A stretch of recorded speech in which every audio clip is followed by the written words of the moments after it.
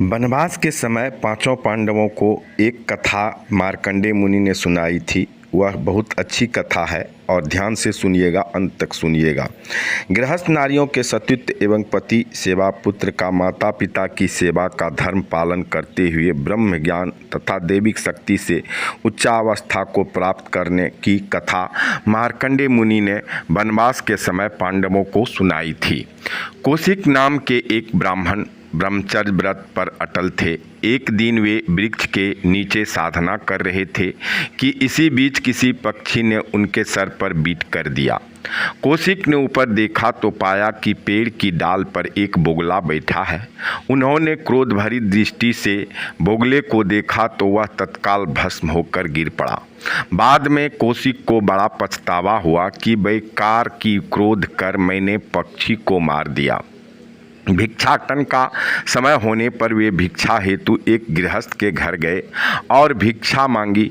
उन्होंने देखा कि घर की मालकिन बर्तन साफ कर रही है और उन्होंने सोचा कार्य समाप्त होने पर मालकिन मुझे भिक्षा देगी। इतने में उसका पति बाहर से आकर पत्नी से बोला, बड़ी भूख लगी है, खाना परसो।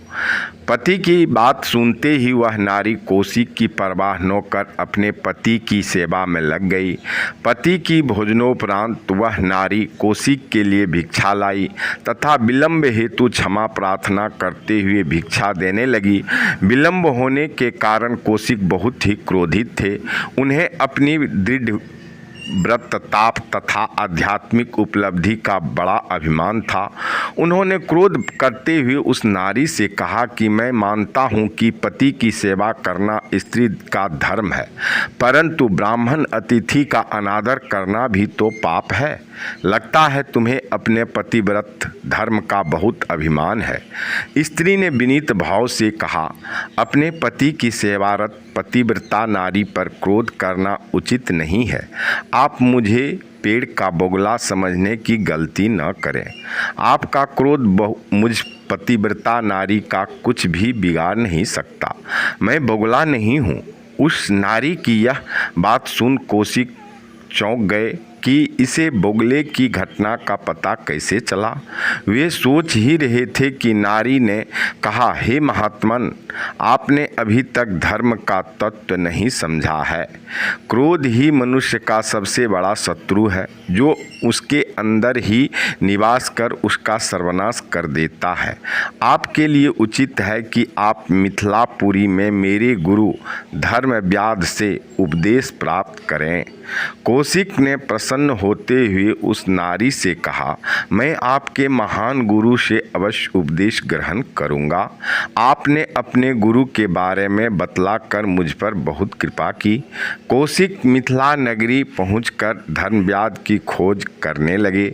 उन्होंने सोचा कि उस नारी की महान गुरु अवश्य ही बहुत बड़े महात्मा होंगे, जो किसी बड़े आश्रम में शिष्यों के साथ रहते होंगे।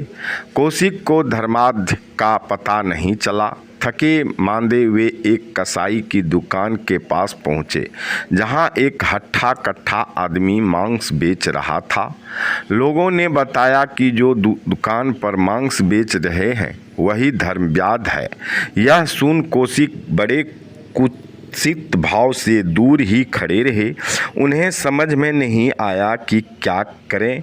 ब्राह्मण को भ्रम में पड़े देख धर्मव्याध उसके पास आए और पूछा कि आपको मेरी शिष्या उस पतिव्रता नारी ने भेजा है ना?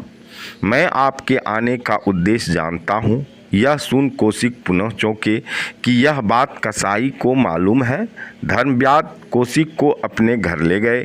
घर पहुंचकर धर्मव्याध ने सर्वप्रथम बहुत श्रद्धा से अपने माता पिता की सेवा की।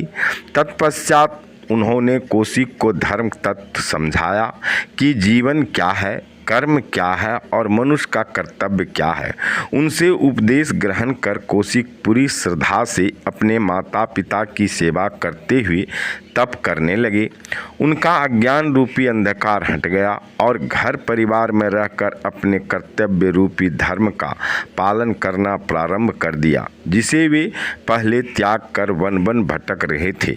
हमारे विचार से इस कलयुग में यदि अपने घर परिवार में रहकर अपने कर्तव्यों को पालन करते हुए, परिवार के सदस्यों का पालन पोषण करते हुए 24 घंटे में से कुछ घंटे प्रभु की आंतरिक रूप से भजन कीर्तन आँख मूंद करके किया जाए। बाह्य कीर्तन भजन तो आप मुख से करते ही हैं, लेकिन आंतरिक ज़रूरी है, ज़रूरत है अंदर में डूबने की। तो आप बाह्य भजन कीर्तन ये जो है ये आनंदित करता है। ये प्रथम और द्वितीय श्रेणी की बाह्य भजन कीर्तन पूजन ये जो है द्वितीय तृतीय श्रेणी की पूजा होती है। तो आप 1 घंटे कम से कम उसी में समय निकाल करके 24 घंटे में 1 घंटे कम से कम आँख मूंद करके 10 मिनट उसी बाह्य पूजा करने के बाद, भजन कीर्तन करने के बाद आप प्रभु को आँख मूंद करके उनका शुक्रिया ज़रूर अदा कीजिए। प्रभु की शुक्रिया अदा करने से यह होती है जो आपने हमें ये ज़िंदगी मानव तन और मनुष्य तन दिए हैं, मुख दिए हैं, बोलने की शक्ति दिए हैं, सांस लेने की दिए हैं, दुनिया देखने के लिए आँख दिए हैं, और क्या कहता सोचने की शक्ति दिए हैं, समझदारी की शक्ति दिए हैं। इसके लिए प्रभु का आँख मूंद करके धन्यवाद यदि प्रकट करें तो प्रभु इस सब कार्यों से बहुत खुश होते हैं और उनका चिंतन मन ही मन करें।